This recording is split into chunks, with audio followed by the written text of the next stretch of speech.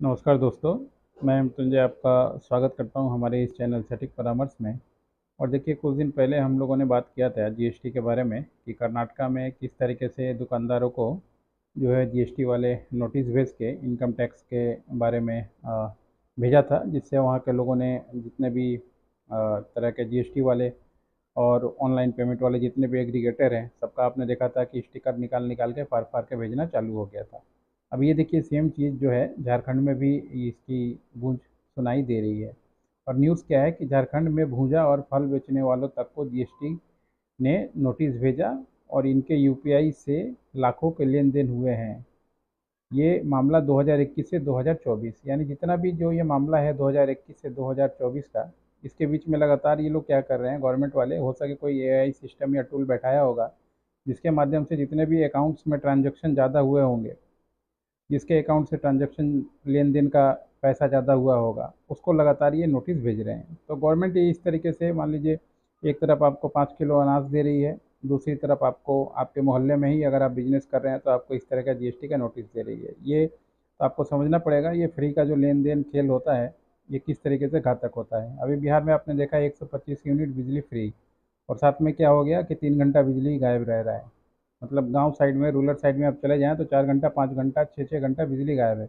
तो फिर वो पैसा उसी में वो वसूल लेगा। अब देखिए, मामला क्या है कि जमशेदपुर के दर्जनों छोटे व्यापारियों को कॉमर्शियल टैक्स डिपार्टमेंट ने भेजे गए नोटिस के बाद हड़कंप मच गया है।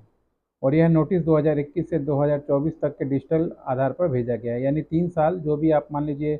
और टैक्स चोरी का चेतावनी देके, टैक्स चोरी का एक ऐसा सिस्टम है या लॉ का कि अगर आप किसी के घर पे चिपका दें तो ऐसे ही सूख के आधा हो जाएगा।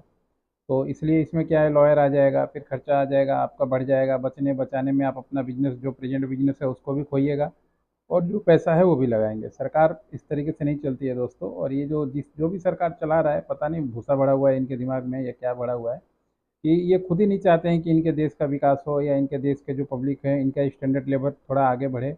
या मान लीजिए, जो भी व्यापारी हैं, लोग बोलते हैं कि एम्प्लॉयमेंट नहीं है। अब कोई व्यापारी व्यापार कर रहा है, 2 3 जगह मान लीजिए उसने व्यापार किया, अच्छा ट्रांजेक्शन किया, अब आप उसको लेकर पहुंच जाओ जीएसटी का नोटिस कि हाँ भैया, लाओ मेरा मेरा कमीशन दो, मेरा कमीशन दो, कमीशन खोर की तरह। तो खा कोई बिजनेस करेगा या कोई आपके चीज़ों को सपोर्ट करेगा, आगे निकाल जाएगा? नहीं निकलेगा। इस तरीके से अब देखिए, यूपीआई की लेन देन के आधार पर लोगों को भेजा नोटिस। और सबसे चौंकाने वाला मामला है एक भूजा का दुकान और एक सब्जी का दुकान, यानी जो भी बहुत सारे लोग हैं, जो बेकरी, फूल वाले, चाय वाले, किसान व्यापारी, ये सब रडार में हैं। और ये सबको गवर्नमेंट जो है लगातार इस तरीके से अपना लव लेटर जो है भेज रही है। अब व्यापारी संगठनों ने क्यूआर कोड से जुड़े ट्रांजैक्शन से निजी लेन देन भी शामिल है, जिसमें गलत तरीके से बिजनेस टर्नओवर माना गया है। इनका कहना है कि मान लीजिए, बहुत सारा पता चला कि आपने अपने भाई को भेजा, किसी ने अपने बहन को भेजा, किसी ने अपने दोस्त को भेजा, तो ये सब पैसा भी लोग एक दूसरे आपस में भेजते हैं। तो इनको भी एज ए बिजनेस मान के गवर्नमेंट ने नोट चिपका दिया और उसको भी एज ए बिजनेस मान लिया है। यही फॉर्मूला है सरकार का, पहले फंसाती है, अपने ओर बुलाती है, उसके बाद फिर झटका आपको देगा। ऐसी नीति बने जिससे छोटे व्यापारियों को कोई दिक्कत ना हो। सही है। Singhbhum chamber of commerce Ajay Anand Manuka का कहना है कि ऐसी जो है सिस्टम बढ़नी चाहिए, जिससे छोटे व्यापारियों को ज़्यादा इसको काम करने में परेशानी है। सहूलियत तो ठीक है, सहूलियत के नाम पे आप किसी का धंधा ही ठप कर देंगे तो वो कैसे चलेगा? टर्नओवर के आधार पे अगर ये सिस्टम चलेगा तो ये और भी दूसरे राज्यों के लोग के लिए भी नोटिस है।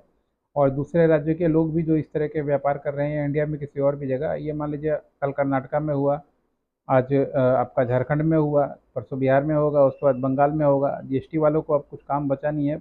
वसूली गैंग इनका नाम है और ये वसूली पे लग चुके हैं। और गवर्नमेंट के नाम पे, गवर्नमेंट भी गैंग का मेंबर ही समझिए। हर एक जगह आप जाइए, ट्रैफिक के नाम पे, रास्ता नहीं बनाना है बरसात में मगर चालान वसूलना है, लाइट नहीं देना है मगर स्मार्ट मीटर बैठाना है, पेट्रोल पे टैक्स आपसे लेना ही है।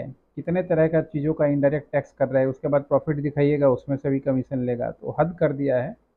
और इसीलिए देखिए, देशभक्ति बोल के अलग मुद्दा है, मगर ये चोरी को तो देशभक्ति नहीं बोल सकते ना। इस तरीके से लगातार लोगों को परेशान करना, और ये एक एजेंडा बन गया है अफसरखोरी और इस तरीके लोगों का। तो देखें आगे कुछ होगा, मेरे को तो नहीं लगता कुछ होने जाने वाला। जो घसीट रहा है वो घसीटते ही चलेगा। इनफॉर्मल बिजनेस की पता चला इससे ज़्यादा और बढ़ावा होगा। आज के लिए इतना ही दोस्तों। नमस्कार।